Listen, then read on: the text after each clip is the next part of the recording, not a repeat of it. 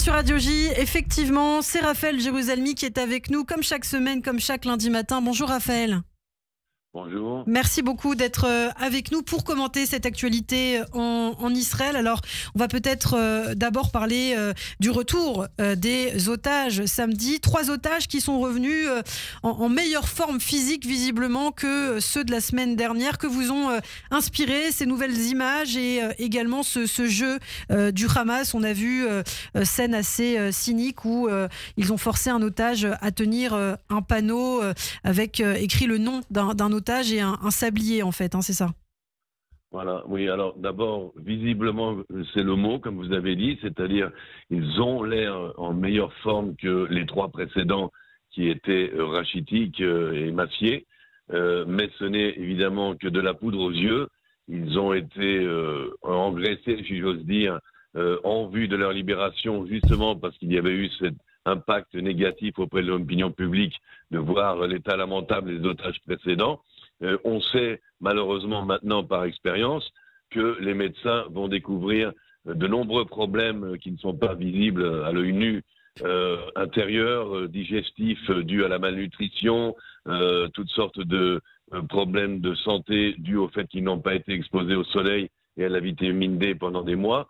Malheureusement donc des problèmes de santé physique qui vont durer, et puis évidemment ce qui vont durer encore malheureusement plus longtemps, des problèmes de santé mentale avec énormément de travail à faire, et donc là l'importance d'une part du soutien des familles, mais aussi du soutien du peuple juif et de l'État d'Israël, puisque on sait aujourd'hui que, ayant plus ou moins compris qu'il y avait un mouvement populaire qui soutenait les otages, cela leur a donné beaucoup de courage durant leur captivité, bien sûr, en plus de la perspective de retrouver leur famille. Alors, le sablier, le fameux sablier, qui est une mise en scène pathétique, pitoyable, d'une fois de plus, du Hamas, montre à quel point, en fait, ils sont désespérés, ils paniquent, car si le temps s'écoule très rapidement, malheureusement pour les otages, effectivement, et que pour certains, c'est probablement maintenant une question de vie ou de mort, c'est aussi une question de vie ou de mort pour le Hamas. Car si le Hamas ne joue pas bien ses cartes, il va disparaître complètement.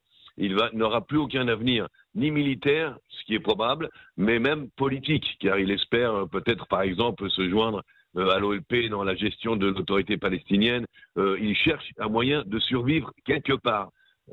Et donc, ces mises en scène, ce sablier, eh bien, c'est le sablier qui, en fait, compte les heures du Hamas.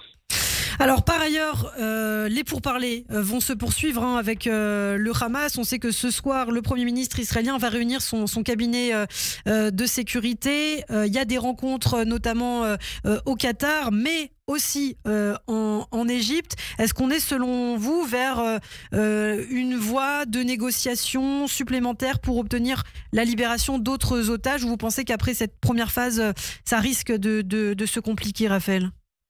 Alors, ce qui semble se passer, c'est que le gouvernement israélien a adopté une certaine stratégie qui consisterait à prolonger la phase actuelle et donc de retarder les débats et le commencement de la prochaine phase.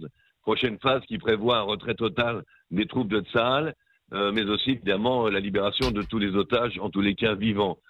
Eh bien, on essaie de prolonger donc de peut-être 2 semaines la phase actuelle en ajoutant encore quelques noms d'otages durant cette phase-ci, car on craint que la phase prochaine ne fonctionne pas aussi bien. On essaye aussi, durant cette phase-ci, de libérer peut-être cette fois-ci, enfin la prochaine fois, 6 otages d'un coup, et non pas seulement 3. On parle des otages vivants, bien entendu. Ensuite, il y aura 8 otages décédés, 8 corps, dont nous prions tous les matins et tous les soirs qu'il ne s'agisse pas, parmi ces 8 corps, de la maman et des 2 bébés de la famille Bibas. C'est donc maintenant une sorte de fausse négociation qui est entamée. On retarde les échéances, on fait un peu semblant, et c'est la raison pour laquelle on a envoyé le général de réserve Gal Hirsch, qui est renommé pour son inefficacité, qui est en fait un incapable et que même les familles d'otages n'apprécient pas du tout. Mais dans ce cas précis, eh bien justement, son inefficacité va jouer un rôle, puisque c'est justement ce rôle-là qu'on veut jouer, c'est-à-dire faire retarder, et comme je vous l'ai dit tout à l'heure, le sablier, c'est la panique du Hamas. Le temps presse pour le Hamas. Et il va donc devoir décider s'il accepte cette prolongation de la première phase. C'est une pression qui est mise en accord entre Benjamin Netanyahu et Donald Trump. Oui. On va voir si ça marche. Alors, par ailleurs, on a pu lire ce matin dans la presse israélienne l'édito du général Cohen. Selon lui, la guerre a toutes les raisons de reprendre car l'existence d'Israël demeure toujours menacée. On a vu par ailleurs que les soldats qui gardent les zones sécurisées à Gaza affirment que des terroristes du Hamas se trouvent à l'intérieur du périmètre de la zone de sécurité. Et du côté de l'axe de Philadelphie, les soldats voient également régulièrement des terroristes poser des explosifs sur des routes sans autorisation de faire feu. Est-ce qu'on a plus d'informations à ce sujet? Est-ce que c'est une menace justement directe pour Israël et est-ce qu'elle est endiguée cette menace? Parce que c'est pas l'impression que ça donne, hein, Raphaël. Alors, pour avoir un indice de ce qui se passe sur la trentaine de kibbutz et villages qui ont été évacués le long de la bande de Gaza, il y en a encore 9. Tous les autres, les gens peuvent rentrer chez eux. Il en reste 9 vers lesquels les gens ne peuvent pas rentrer chez eux. Alors, une des raisons, c'est aussi parce qu'ils ne sont pas encore reconstruits, mais c'est aussi une raison sécuritaire. Et cela veut dire qu'il y a encore une menace qui persiste. Il y a, je n'en doute pas une seconde, ce qui reste du Hamas qui fait tout son possible pour préparer des pièges au cas où les combats reprendraient. Pour l'instant, la décision est de respecter le cessez-le-feu. Pour l'instant, la priorité absolue est la libération des otages et donc de ne pas risquer de faire exploser l'arrangement qui est en ce moment avec le Hamas. Si jamais ça explose, croyez-moi que Tzahal est prêt à rentrer. Il y a déjà 6 mois, je le rappelle, le chef de l'état-major de Tzahal avait dit que Tzahal pouvait se retirer, encaisser le coup de la bande de Gaza si on libérait les otages, quitte à revenir après. Et donc Tzahal est tout à fait prêt à revenir. On se rappelle qu'à la toute première phase, il y a 1 an à peu près, de libération des otages, on avait cru que la cessation des combats mènerait à une perte des acquis de Tzahal et que ça prendrait du temps ensuite à redémarrer la lourde machine de guerre israélienne. Or, à la minute même où le cessez-le-feu avait pris fin, Tzahal était parti dans une offensive massive et avait repris tout de suite ses acquis. C'est ce qui se passera cette fois-ci, surtout avec le nouveau chef d'état-major, Eyal Zamir, qui a une stratégie différente de celle de son prédécesseur, qui lui avait attaqué Gaza par étapes, hein, le nord, le centre, le sud. Le général Eyal Zamir, lui, a l'intention, si jamais les combats reprennent, d'attaquer tout Gaza d'un coup, nord, centre et sud, avec toutes les divisions à la fois. Et donc ça, ce serait, selon vous, une meilleure technique, on va dire, d'exercer cette pression militaire partout plutôt que de le faire par endroits, c'est ce que vous nous dites, hein? Oui, on est toujours malin après. Hein. Donc, en fin de compte, à l'époque de la première offensive, il valait mieux le faire par étapes parce qu'il y avait un beaucoup plus gros morceau à attaquer sur le plan militaire, des tunnels, du Hamas, de l'infrastructure.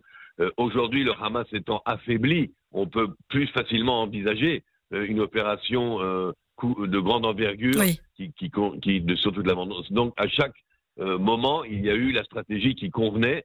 J'ai une confiance totale malgré ce qui s'est passé le 7 octobre. J'ai regagné, si vous voulez, et je pense le peuple juif et israélien ont regagné leur confiance dans Tzahal après les acquis extraordinaires, tant à Gaza qu'au Liban, qu'en Syrie, et même jusqu'en Iran.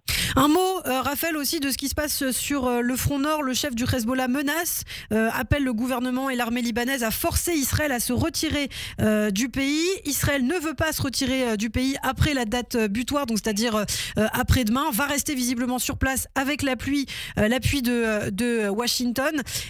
Justement, sur le front nord, c'est aussi la menace des dépôts d'armes qui prédomine. On n'a pas encore terminé avec les terroristes de ce côté-là.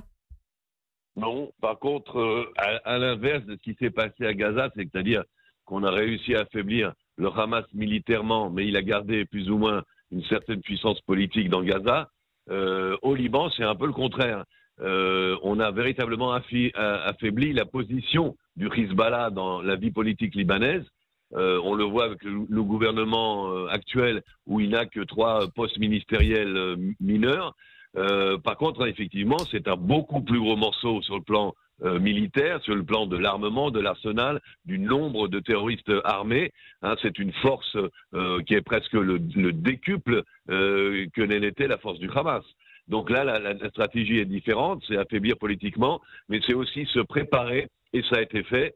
C'est d'ailleurs été fait à Gaza aussi, des corridors opérationnels par lesquels on peut rentrer et sortir rapidement en cas de besoin, et de truffer, comme c'est aussi le cas à Gaza, le périmètre qu'on évacue, de moyens technologiques qui permettent de surveiller de près, à l'écoute, au visuel, les mouvements de l'ennemi. Mais alors que dire de ces menaces? Est-ce qu'Israël risque quelque chose justement, ou c'est des paroles en l'air à la fois du gouvernement libanais et du groupe terroriste du Hezbollah? C'est du Nasrallah réchauffé, c'est-à-dire des menaces apocalyptiques, on en a l'habitude, on va être exterminé, on va être détruit, on va perdre. Je pense que lorsque le dernier combattant du Hezbollah sera sur son lit de mort, il criera victoire. Donc ça, on a l'habitude de cette dialectique complètement ridicule d'ailleurs et pathétique des terroristes. Et on sait qu'Hassan Nasrallah sera enterré d'ailleurs samedi, on aura l'occasion d'en reparler. Merci beaucoup Raphaël Jérusalemi d'avoir été avec nous ce matin sur Radio J. On vous retrouve chaque semaine et en podcast sur notre site internet radioj.fr. À la semaine prochaine.